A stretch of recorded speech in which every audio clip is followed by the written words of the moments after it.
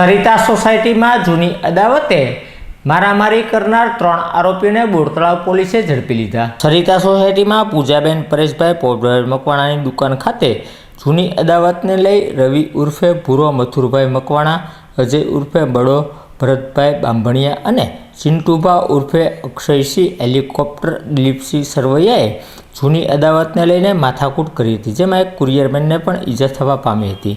જે બનાવને લઈને પોલીસ ફરિયાદ નોંધાવવામાં આવતા પોલીસે ત્રણેય આરોપીઓને ઝડપી લઈ ધોરણસરની કાર્યવાહી હાથ ધરી હતી।